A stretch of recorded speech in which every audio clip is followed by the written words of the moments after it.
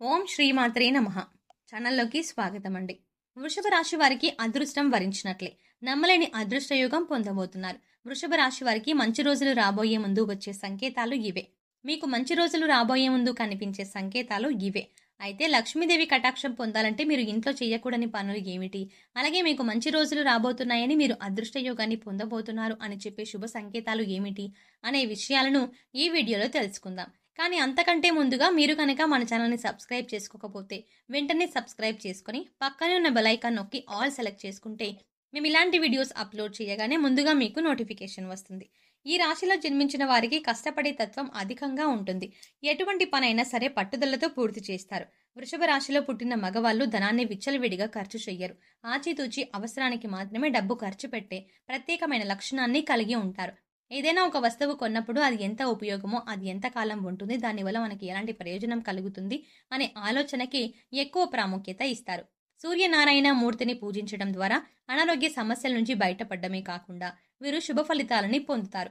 వీరు దృఢ సంకల్పం, కార్యాచరణ శక్తి కలిగిన వారే ఉంటారు. అదేవిధంగా ప్రేమించే మనస్తత్వం కలిగి సంగీతాన్ని కూడా ఆస్వాదించే గుణాన్ని కలిగి ఉంటారు. అటువంటి వృషభ రాశి వారికి అదృష్టాన్ని తీసుకొచ్చే విషయాల గురించి తెలుసుకుందాం. ప్రతి ఒక్కరూ తమ జీవితంలో మంచి రోజులు రావాలని కోరుకుంటారు.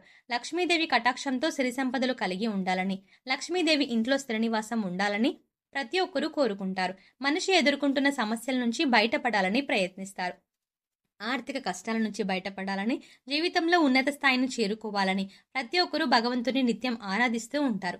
లక్ష్మీ కటాక్షం ప్రతి ఒక్కరికి లభిస్తుంది. కానీ శ్రీ మహాలక్ష్మీదేవి ఇంటికి వచ్చే ముందు కనిపించే శుభ సంకేతాలు గమనించాలి. ఇంట్లో వృషభ రాశి వారు ఎటువంటి పనులను చేయడం వల్ల లక్ష్మీదేవి స్థిర నివాసం ఉంటుంది అని తెలుసుకోవాలి.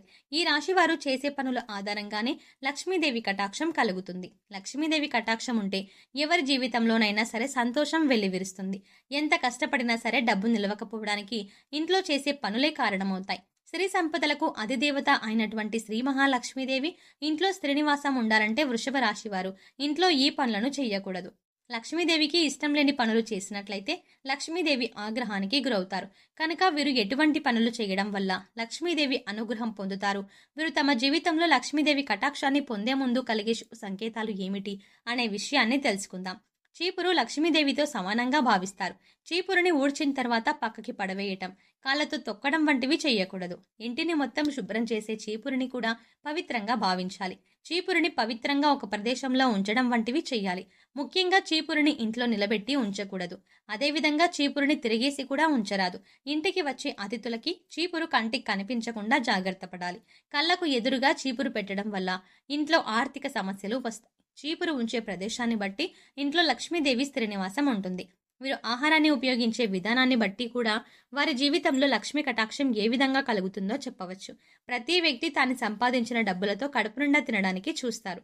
అయితే ఆహారం వృధా చేయడం ద్వారా వారి జీవితంలో నుంచి లక్ష్మీదేవిని వారే బయటికి పంపిన వారు అవుతారు. ముఖ్యంగా వృషభ రాశి వారు ఆహారం విషయంలో తగు జాగ్రత్తలు తీసుకోవాలి. నీటిని కూడా వృధా చేయరాదు. నీటిని పొదుపుగా వాడటం అనేది భవిష్యత్తులో ధనవంతులను చేస్తుంది అనడానికి సంకేతం. శ్రీ మహావిష్ణువు నారముల నుండి జన్మించాడు. నారములు అనగా జలము అని అర్థం.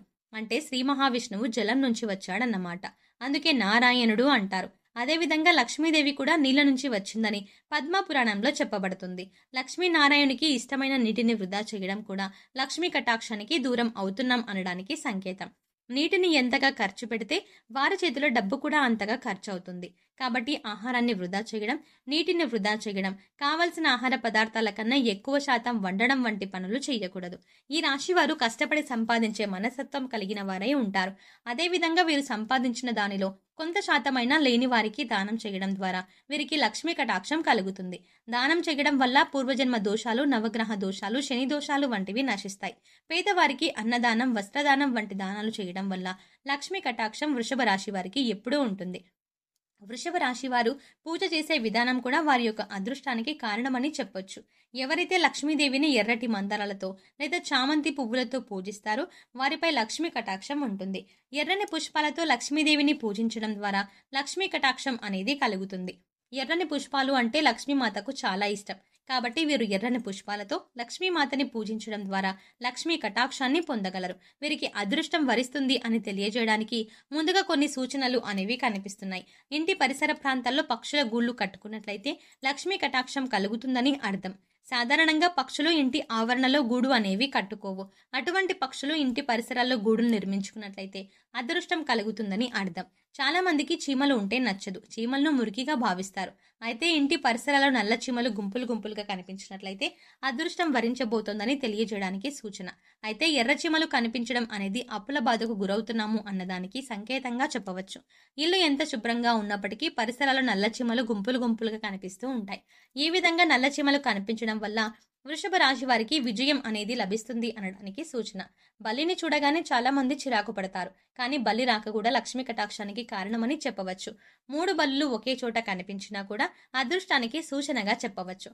కలలు రావడం అనేది చాలా సహజం. అయితే కొన్ని కలలు రావడం వల్ల చాలా భయాందోళనకి గురవుతాం. అయితే ఏ కలలు రావడం వృషభ రాశి వారికి అదృష్టం వరిస్తుందో తెలుసుకుందాం. వృషభ రాశి వారికి అదృష్టం అనేది కలల రూపంలో కూడా సూచనలు తెలియజేస్తుంది. కలలో చీపురు, గుడ్లగూబ, బల్లి, పాము, ఏనుగు, గులాబీ పువ్వు, శంఖం వంటివి కనిపించినట్లయితే ఐశ్వర్యం కలుగుతుంది అనే దానికి సూచన. తులసి మొక్క చుట్టూ బలులు కనిపించినా, అంతేకాకుండా చేతిలో దురద పెడుతున్నట్టు, ముఖ్యంగా కుడి చేతిలో దురదగా ఉన్నట్లయితే అదృష్టం వరిస్తుంది అనడానికి సూచన. అదేవిధంగా ఉదయం లేవగానే చీపురుతో తుడుస్తున్నట్టు కనిపించినా కూడా శుభ సూచకంగా చెప్పవచ్చు. కలలో పాము కనిపించినట్లయితే శుభ సూచకంగా చెప్పవచ్చు. 2 తలల పాము కనిపించినట్లయితే అదృష్టం వరించబోతోంది అని సంకేతం. అదేవిధంగా కొన్ని శబ్దాలు కూడా వీరికి అదృష్టాన్ని తీసుకొస్తాయి. ముఖ్యంగా కోయిల కూత. కోయిల కూత వినడానికి ఎంతో వినసొంపుగా ఉంటుంది. మనసుకి ప్రశాంతతని చేకూరుస్తుంది. కోయిల కూత వినిపించే దిశ శుభ అశుభాలని నిర్ణయిస్తుంది. అంతేకాకుండా కోయిల కూత ఆగ్నేయంగా వస్తే నష్టమని, అదే కోయిల కూత సాయంత్రం లేదా మధ్యాహ్నం వినిపిస్తే శుభంగా చెప్పవచ్చు.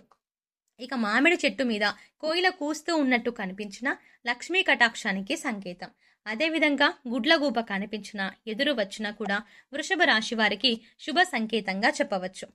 ఇంటి బయటి నుండి మనం బయటికి వెళ్తున్నప్పుడు ఆహారం తింటూ ఏదైనా కుక్క కానీ, జంతువు కానీ, పక్షులు కానీ ఇలా ఏదైనా ఒక ప్రాణి కనిపించినా కూడా వీరికి ధనలాభం కలుగుతుంది. లక్ష్మీదేవికి చెరుకుని నైవేద్యంగా సమర్పించడం వల్ల కూడా లక్ష్మీ కటాక్షాన్ని పొందవచ్చు. శంఖారావం వినిపించడం ద్వారా కూడా అదృష్టం వరిస్తుంది. సో చూసారు కదండి, వృషభ రాశి వారికి మంచి రోజులు రాబోయే ముందు వచ్చే శుభ సంకేతాలు ఏమిటి, వీరు లక్ష్మీదేవి కటాక్షం పొందాలంటే ఇంట్లో చెయ్యకూడని పనులు ఏమిటి, అలాగే చేయాల్సిన పనులు ఏమిటి అనే విషయాల గురించి ఈ వీడియోలో వివరంగా తెలుసుకున్నాం కదండి. ఈ వీడియో మీకు నచ్చినట్టయితే లైక్ చేయండి. మీ ఫ్రెండ్స్ అండ్ ఫ్యామిలీ మెంబర్స్లో వృషభ రాశి వారు ఎవరైనా ఉంటే వారితో ఈ వీడియోని షేర్ చేసుకోవడం మర్చిపోకండి.